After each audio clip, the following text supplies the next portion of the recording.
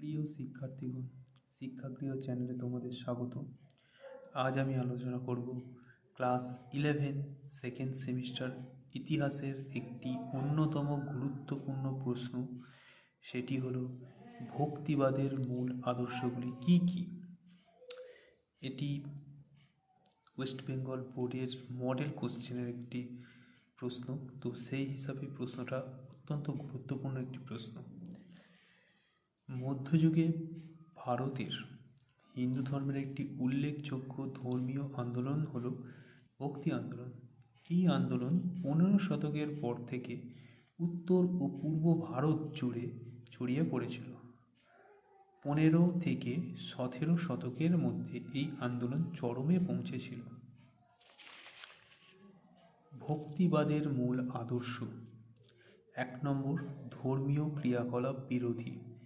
ভক্তিবাদী আদর্শে কোনো রকম যাগযজ্ঞ, শাস্ত্রীয় বিধি বা ধর্মীয় ক্রিয়াকলাপের স্থান ছিল না। ভক্তিবাদী ধর্ম প্রচারকগণ মনে করতেন মানুষের হৃদয়েই ঈশ্বরের অবস্থান, তাই ঈশ্বরকে মন্দির, মসজিদ বা ধর্মস্থানে নয়, বরং মানুষের হৃদয়ে খুঁজতে হবে। তাই এই জন্য কোনো ধর্মের আচার অনুষ্ঠান পালনের প্রয়োজন নেই বলে তাঁরা মনে করতেন।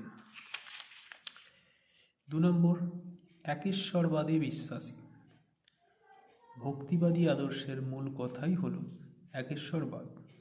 এই একেশ্বরবাদের যথেষ্ট উল্লেখ ও বিশ্লেষণ রয়েছে উপনিষদে।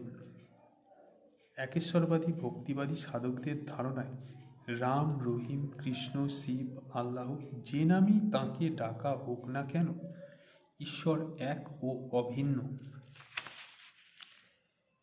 মূল ভিত্তি ভক্তি। ভক্তিবাদী আদর্শের মূল ভিত্তি ছিল ঈশ্বরের প্রতি ভক্তি। ভক্তিবাদী প্রচারকগণ ভক্তি বলতে কামনা বাসনা শূন্য ঈশ্বর চিন্তা ও জীব প্রেমকে বুঝতেন। তাঁরা মনে করতেন ভক্তির আধার হল মানবদেহ, যা সত্য ও ধর্মের পবিত্র মন্দির। ধর্মের উপর নির্ভর করে তাই জীবন কাটানো উচিত, আর তার জন্য ভক্তির পথে ঈশ্বর আরাধনা ও সাধনার প্রয়োজন। মন্তব্য: ভক্তিবাদী আদর্শে সকল সংকীর্ণতা ছেড়ে সমাজে মানুষে মানুষে এবং নারী পুরুষের সমান অধিকারের প্রচেষ্টা লক্ষ্য করা যায়। তো এই ভিডিওটা শেষ করার আগে একটা কথা বলে রাখি, যদি কেউ অনলাইন ক্লাস করতে চাও তাহলে ভিডিও শুরুতে দেওয়া ফোন নাম্বারে হোয়াটসঅ্যাপ করতে পারো। তো এই ভিডিওটি আছে এই পর্যন্তই, দেখা হচ্ছে পরের ভিডিওতে।